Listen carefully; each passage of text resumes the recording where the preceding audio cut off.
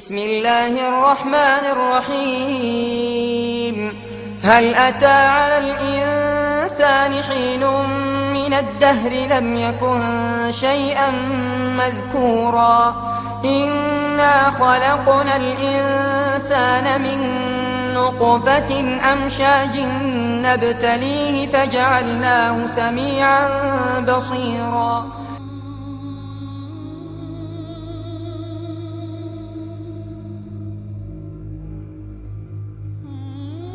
So God is questioning that. He says, is it not a thought for you that you were not worthy of being mentioned at one time? And yet you are so important today that the me, the myself and I is so central to you that everything revolves around you. It's true. At the end of the day, it's me.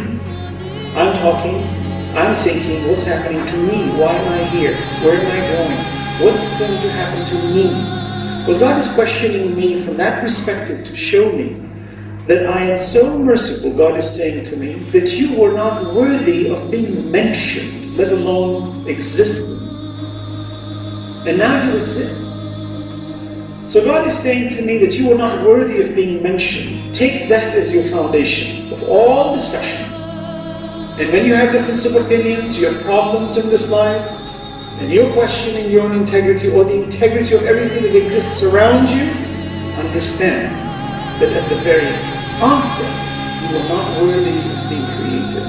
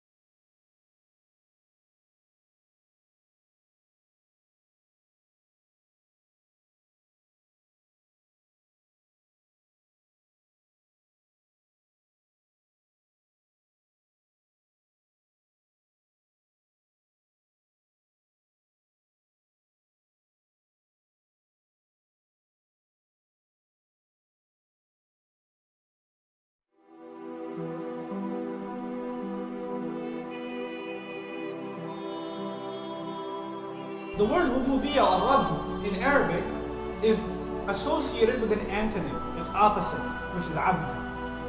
U'budu rabbakum, Allah says, right?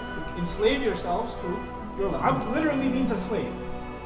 What is a slave? That's an ugly word. People don't like using that word for anyone because it's politically incorrect. Of course, in this country's history and in the history of many other nations, slavery is a dirty blemish in the past. So what we do is instead, let's not translate the word abd as slave, let's translate it with a nicer word, servant. Right? Servant of Allah. Let's translate it as worshipper.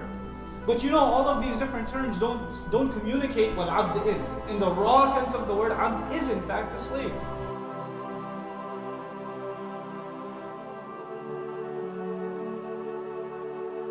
What is the difference between a servant and a slave? If you have employees, they serve you. They are your servants. And when you serve someone, there are certain hours that you serve, and then some hours you're free, right? And your boss is not your owner. But a slave, he doesn't have 9 to 5, or I only work part-time on weekends. A slave is a slave. When he's sleeping, he's a slave. When he wakes up, he's a slave. There's no vacation for him. And there's no job description. A slave doesn't say to the master, no, I do this for you. I can do the accounting, or I can do this, but I'm not going to clean the windows. No. A servant can do that, but a slave has no options. Whatever the master says goes. We are enslaved willingly to Allah. We declare ourselves slave of that master. Whatever he says goes.